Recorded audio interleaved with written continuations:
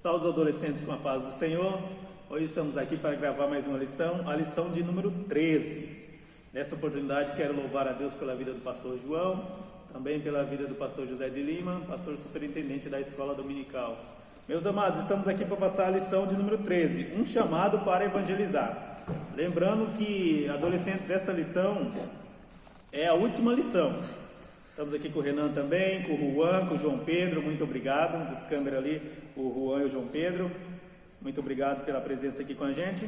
Então essa é a última lição de número 13. Como a CPAD, por causa da pandemia, não teve como a CPAD lançar a próxima revista, então nós vamos pegar uma revista, vamos colocar como antiga, né, irmão Renan? Isso. Vamos trabalhar com essa revista aqui, ó. Questões difíceis do nosso tempo. Vai falar sobre o quê? Sobre bullying, sobre eutanásia, sobre suicídio, sobre o cristão e a mídia, relativismo moral, doação de órgãos, entendeu? Então vai falar sobre esse assunto. Então achamos por bem, com a autorização do pastor João, de trabalhar com essa lição, amém? Então acabando essa lição de número 13, já vamos iniciar nessa lição, tá certo? Combinado? Então vamos lá. Lição de número 13, um chamado para evangelizar. Fala aí, irmão Renan. Graças a Deus. Também quero cumprimentar todo o ADEC com a paz do Senhor. O irmão Paulo já fez aí as considerações iniciais. Então a gente já vai entrar nessa lição, que é a última da nossa revista. Um chamado para evangelizar. Eu quero ler aqui o texto que está registrado no texto áureo, Mateus 4,19, que diz assim: E disse-lhes: Vinde após mim, e vos farei pescadores de homens. Isso foi palavras do próprio Senhor, próprio Jesus. E dentro disso a gente já quer entrar na seguinte questão: todos somos chamados para essa tarefa, ou é somente uma tarefa da liderança? Na realidade, todos, irmão Renan, todos fomos chamados para essa tarefa, não é somente da liderança. Haja vista que o mundo ele está carente. Nós observamos, irmão Renan, que o mundo ele está carente de algo para sair de uma situação difícil. Ou seja, ele está buscando algo, está precisando de algo. Quando eu vejo Jeremias, capítulo de número 18, que o profeta vai à casa do oleiro, ali literalmente é a oficina de Deus.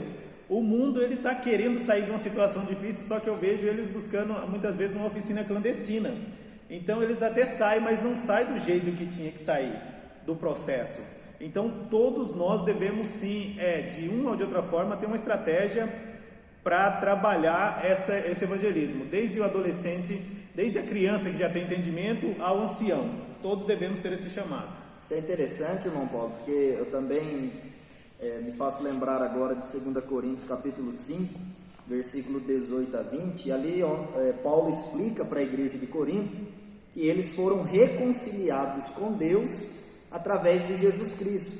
E Paulo deixa claro aqui que assim como Deus nos reconciliou através de Cristo Jesus, Ele colocou em nós a palavra da reconciliação.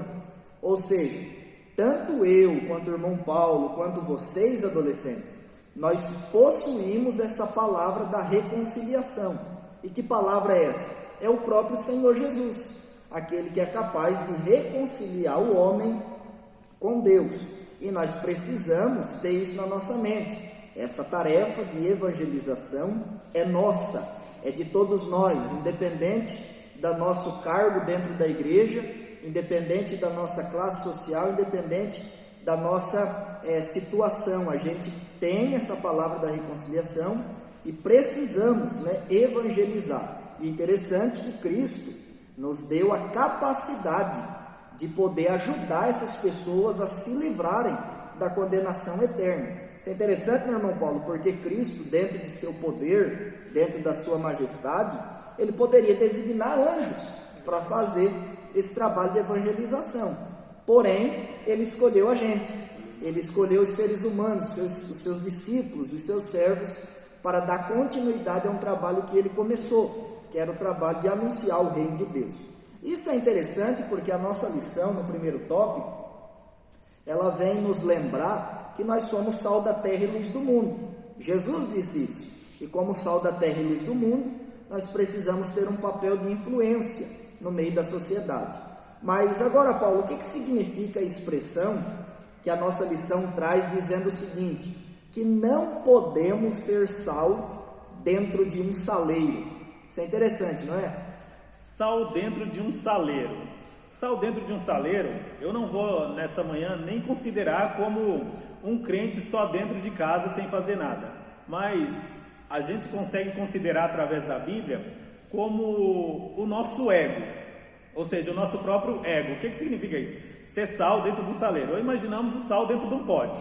Ali dentro ele não serve para nada se ninguém pegar e aplicar ele para a sua devida função, temperar, salgar, conservar. Então, o que o autor está querendo dizer? Que ser crente no nosso próprio ego, ou seja, aplicar só para nós a salvação, não faz o efeito que deveria. É um sal dentro do saleiro, é alguém que não está comunicando a verdadeira graça de Cristo, né? Eu gosto muito dessa expressão, principalmente porque Mateus 5,13 vai discorrer sobre o sal e sobre a luz. A Bíblia fala muito de luz. A Bíblia fala assim, para que a vossa luz brilhe nas trevas. Esse negócio de luz é muito bom. É muito importante esse negócio de luz. Nós sabemos que Deus, Senhor Jesus, Ele gosta muito de luz e o inimigo muito de trevas, né? Até porque no inferno não tem luz nenhuma e no céu tem muita luz e o próprio Jesus é a luz. Então nós não somos a luz, mas Jesus Cristo que está em nós é a luz. Então luz e sal não pode ser escondido, nem o sal no saleiro, nem a luz embaixo de uma vasilha. Tem que se expressar, tem que se aplicar. Amém? Glória a Deus. E isso é interessante, que a gente já parte agora para o tópico 2 da lição, e a gente vai dar continuidade a esse tópico também no próximo vídeo. Esse tópico 2 diz o seguinte: eu, um pescador de almas. Você tem desejo de ser um pescador de almas, adolescente? Você já parou para pensar nisso? Para ser um pescador de almas é preciso lançar o seguinte questionamento para nós mesmos: nós amamos as almas?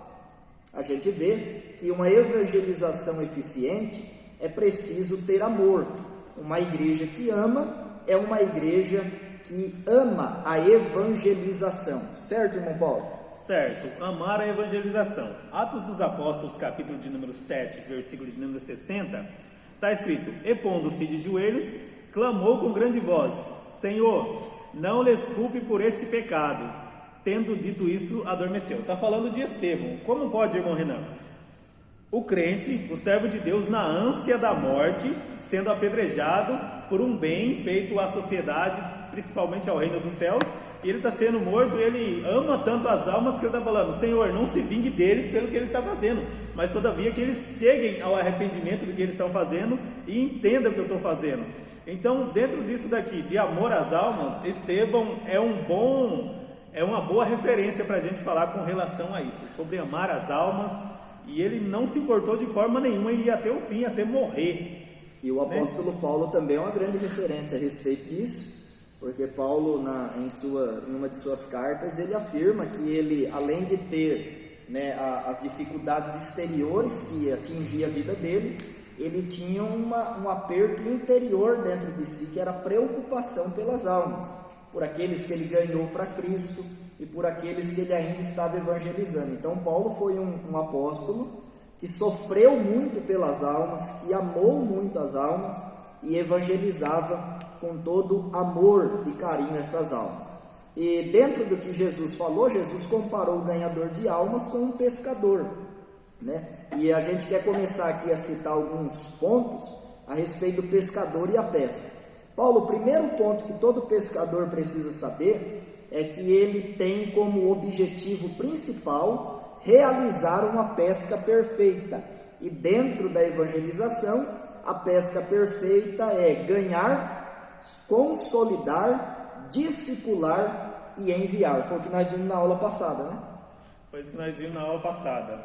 Então, o que acontece? Dentro desse pré-requisito todo, vamos imaginar, irmão Renan, o pescador agora de anzol, não de tarrafa. Ele está ali com a sua... fazendo um paralelo, tá, gente? Nós vamos fazer um paralelo, pegando esse começo dessa parte, depois na segunda parte também, né, irmão Renan? Isso. Um paralelo sobre um pescador por profissão e o que Jesus viu nisso para fazer essa comparação entre o pescador de alma, tá?